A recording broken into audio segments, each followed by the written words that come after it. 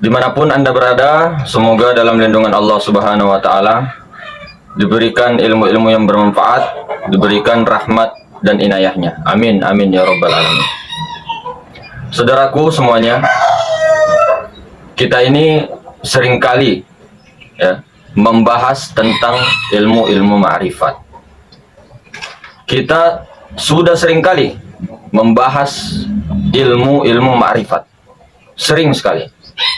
Jadi saudara-saudaraku, untuk kesempatan ini kita akan membahas ciri-ciri betul-betul orang yang sudah didudukkan di ma'rifat, orang yang sudah esa dengan Allah Subhanahu wa Ta'ala, yang didudukkan di dalam ma'rifat oleh Allah Subhanahu wa Ta'ala. Saudaraku semuanya, ya, orang yang sampai ma'rifatnya kepada Allah Subhanahu wa Ta'ala yaitu adalah orang-orang yang tenang, atau jiwanya tenang, pikirannya tenang. Dia itu selalu bahagia ya setiap saat, bahagia terus setiap saat. Dia itu senantiasa menyaksikan Allah di dalam suasana dan keadaan apapun. Dia tidak pernah gelisah. Karena apa? Dia menyaksikan Allah di dalam dirinya, di luar dirinya, dalam suka maupun duka. Mereka itu adalah orang-orang yang tidak lagi melihat sesuatu kecuali Allah Subhanahu wa Ta'ala. Mereka itulah orang-orang yang sukses, tidak pernah takut dimanapun dia berada, dalam keadaan apapun. Dia tidak pernah takut dalam kesendirian, mau itu malam, mau siang, mau dimanapun, di tengah hutan sekalipun, karena dia menyaksikan Allah Subhanahu wa Ta'ala. Dia esa dengan Allah, dia esa dengan Tuhan.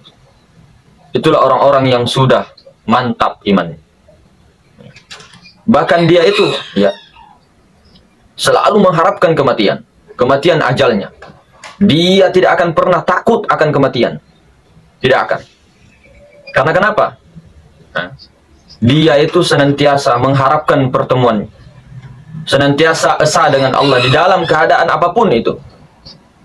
Maka sebaliknya, ya, apabila seseorang itu mendalami ma'rifat tasawuf, ataupun orang-orang yang mendalami ma'rifat, ya, akan tetapi masih ada di dalam dirinya, di dalam hatinya rasa ketakutan, di dalam kesendiriannya, di malam hari di tengah hutan gelap, takut dengan kematian, dimakan binatang. Hati-hati, hati-hati. Ini sangat-sangat berbahaya. Karena apa? Berarti kita ini tidak percaya dengan Allah Subhanahu wa Ta'ala. Ilmu kita hanya sebatas ilmu, ya. Bukan betul-betul didalami, bukan betul-betul duduk di dalam ilmu ma'rifat, di dalam ma'rifat itu. Tapi hanya sebatas ilmu, hanya sebatas kata-kata. Maka hilangkanlah semua rasa-rasa takut, ya. Hilangkan semua daripada hati, ya. Hilangkanlah semua itu. Yakinkan bahwa Allah esa dengan Allah Subhanahu wa Ta'ala, ya. Insya Allah rasa takut itu akan hilang, rasa sedih itu akan hilang. Akan tetapi bukan berarti kita ini berani ke sana kemari menentang orang, tidak seperti itu. Nah, di sini imannya ini, ciri-cirinya orang-orang yang betul-betul duduk di dalam ma'rifat, yang sampai di ma'rifat itu, jiwanya itu tenang, hatinya tenang, pikirannya tenang. Nah, maka inilah tanda-tandanya, saudara-saudara. Tidak pernah merasa takut, tidak pernah merasa gentar, dimanapun dia berada dalam kesendirian. Karena apa? Dia esa dengan Allah. Tidak lagi memikirkan sesuatu yang terkesan dengan suasana dan keadaan, ya. Maka saudara-saudara, jangan kita lihat ke orang, kita masuk ke dalam diri saja. Kita baca diri saja, bukan baca ke orang lain. Jika ada rasa takut dalam keadaan kita menjalani ilmu ma'rifat ini, kita sudah yakin bersama Allah, atau kita yakin yang ada hanya Allah, tapi masih ada rasa takut di sini, berarti kita tidak percaya dengan Allah. Kita belajar sana sini masalah keilmuan makrifat, yang ada hanya Allah, yang ada hanya Allah. Namun di dalam hati kita, di dalam ruhani kita, di dalam kolbu kita masih ada rasa takut selain daripada Allah Subhanahu wa ta'ala. Maka ini hati-hati saudara-saudara, hati-hati.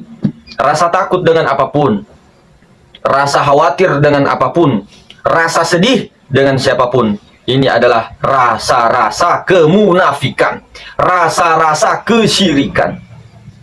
Takut, takut, sedih, sedih.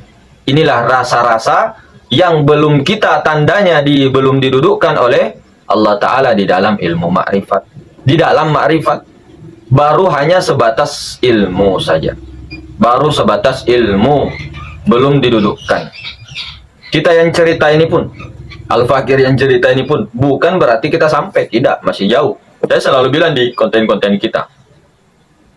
Nah, makanya dengan menjawab pertanyaan saudara-saudara, perlunya kita juga tetap membaca diri sendiri, jangan membaca orang lain.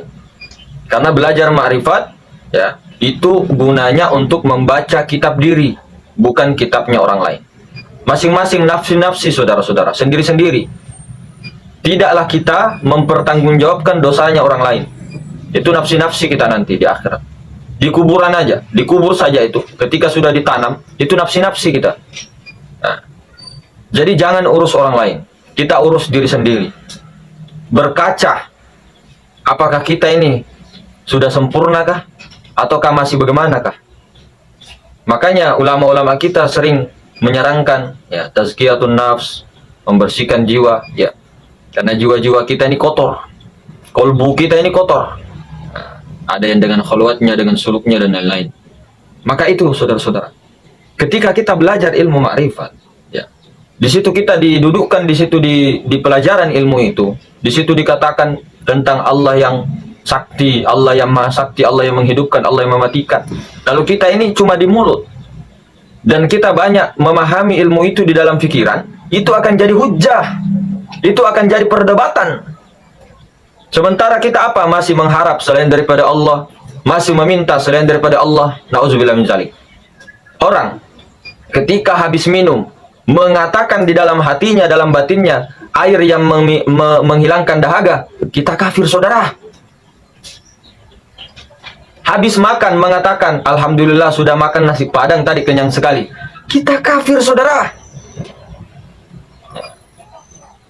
Itu yang dimaksud orang-orang kafir. Kita ini loh, kita ini orang-orang kafir. Jangan nunjuk-nunjuk orang keluar, kayak orang benar aja kita ini. Jangan memandang, jangan mengira, menafsirkan ayat, mengatakan orang-orang yang di luar keyakinan kita kafir. Tidak usah kita keluar, kita baca diri ke dalam. Yang mana dimaksud orang-orang kafir itu? Ini, kita ini loh, kafir, kita ini. Jadi jangan menunjuk keluar, yang hanya menyebabkan perpecahan umat, perpecahan suku, perpecahan bangsa, perpecahan negara. Tolong kembali kepada dirimu. Berkaca dong, bercermin dong. Jangan selalu keluar. Kalau membaca Al-Quran, membaca hadis, sunnah, Al-Quran dan hadis, jangan kau tarik keluar. Masukkan di dalam dirimu. Kalian, islah diri, islah, perbaiki dirimu itu loh. Diri kita ini loh. Baca Al-Quran itu untuk surat cinta, untuk dirimu. Jangan kawan untuk orang lain. Kalaupun menyampaikan untuk orang lain, itu niatkan untuk dirimu. Bukan kau ceramai orang. Orang yang berdakwah, saya kasih tahu, orang yang berdakwah niat, tujuannya hanya untuk didengar orang. Tujuannya untuk memperbaiki orang, dia semakin rusak. Orang yang berdakwah, tujuannya hanya untuk didengar orang, hanya untuk memperbaiki orang, ini orang rusak. Tapi tujuan dakwah adalah untuk islah diri, memperbaiki dirinya sendiri, bagaikan bola. Jadi dia tidak berniat untuk mendakwai orang. Dia berdakwah kepada dirinya dengan di depan orang, tapi niatnya untuk dirinya, bukan niat untuk orang, supaya orang baik. Tidak begitu. Orang uzlah, orang uzlah atau orang khalwat ataupun orang bersepi-sepi, menghindari keramaian, menghindari halayak ramai, dengan niat, dengan bertujuan untuk menghindari dosa-dosa di luar. Kemudian dia mengatakan ingin melindungi imannya. Ini orang keliru, saudara-saudara. Orang keliru. Kalau di dalam ilmu ma'rifat tidak begitu. Di dalam ilmu tasawuf tidak begitu. Orang itu niat uzlah untuk menghindarkan, ya, untuk menghindarkan sifat-sifat jelek kita, sifat-sifat amarah kita kepada orang lain. Bukan kita beruzlah untuk menghindari dosa-dosa orang lain, tapi kita beruzlah, kita menyendiri untuk menghindarkan orang lain daripada dosa-dosa kita. Itu niatnya. Khulwat, uzlah, menyepi dan sebagainya. Jadi jangan kita teriak-teriak mengaku paling benar, sementara kita baru pegang kaki gajah, ada yang pegang belalai gajah, ada yang pegang ekor gajah, ada yang pegang kaki gajah, ada yang pegang depannya gajah. Kamukah yang kebenaran? Saya tanya, kaukah yang kebenaran? Semua manusia di muka bumi ini, masing-masing ada yang memegang belalai gajah, kaki gajah, ekor gajah, perut gajah, masing-masing. Memang ada yang sempurna, sudah dijelaskan. Tapi jangan kita ini mengaku sempurna. Apakah kita ini sudah Islam? Apakah kita ini sudah Muslim? Apakah kita ini sudah beriman? Tunjukkan mana buktinya beriman. Beriman di mana? Kita makan saja meyakini makanan itu. Makanan itu bisa mengenyangkan, saudara-saudara. Siapa yang bilang beriman kalau begitu? Kafir. Kita ini, diri kita ini loh. Diri kita ini yang kafir. Jangan menunjuk keluar. Kenapa saya bilang kafir? Musyrik. Kenapa? Coba dengar ceramah ulama-ulama kita, guru-guru kita, kitab-kitab. Semuanya begitu, saudara-saudara. Ini dia dalam ilmu ma'rifat. Guru kita, ya, Allahu yarham, Aba Guru Sekumpul, ada ceramahnya beliau mengatakan seperti itu juga. Mengatakan bahwa siapa yang meyakini nasi bisa mengenyangkan, dia kafir. Coba cari-cari videonya beliau. Kiai Uzeron, Taifur Abdullah rahmatullahi alaih, Kiainya Temboro, selalu bayan nafi isbat. Syekh Maulana Sa'ad daripada India, selalu juga bayan nafi isbat. Ulama-ulama kita tidak meyakini, jangan pernah meyakini selain daripada Allah ada yang mampu mendatangkan manfaat, ada yang mendatangkan mudarat. Itu adalah kemusyrikan yang nyata. Jadi tidak ada yang mampu mendatangkan manfaat maupun mudarat, manfaat maupun mudarat selain daripada illallah. Apapun, saudara, mudarat, kecelakaan, kematian, itu juga yang datangkan Allah. Manfaat Allah. Gimana tauhid kita ini? Gimana iman kita ini? Kita kayak yang dimasuk beriman? Jangan dulu. Stop kawan bro. Stop. Terus terang. Saya malu. Pribadi saya malu. Kenapa malunya? Kenapa? Orang yang sekarang selalu mencaci orang, merasa paling benar, merasa paling keyakinannya benar, tapi jauh daripada ekspektasi saudara-saudara. Maka itulah guru-guru kita mengatakan, ya, kalau membaca Al-Quran atau hadis ataupun firman apapun, atau apapun pendapat-pendapat syair atau apapun, tarik ke diri saudara. Jangan kita ini ambil Al-Quran, ambil hadis untuk dipakai berperang, untuk dipakai berdebat. Sehingga lihat politik-politik masa lalu, politik-politik di zaman dulu, banyak itu gara-gara apa? Mengambil Al-Quran dan hadis, menafsirkannya salah. Ini berbahaya, saudara-saudaraku, saudara umat Islam terpecah berapa? 73. Yahudi 72, Nasrani 71. Kalau umat semua digabung, nah sebenarnya ini kita adalah umat yang satu. Umatnya baginda mulia Nabi besar Muhammad sallallahu alaihi wasallam. Beliau nabi terakhir. Apapun keyakinan orang itu umatnya baginda Nabi. Baginda Nabi sallallahu alaihi wasallam dikirim, ya, Istilahnya baginda Nabi ini hakikatnya Allah Ta'ala. Hakikat kesempurnaan Allah Ta'ala. Mazhar Allah Ta'ala. Yang paling sempurna. Beliau mengabarkan, ya, datang, ya, mengabarkan Nur Muhammad untuk mengenalkan Allah.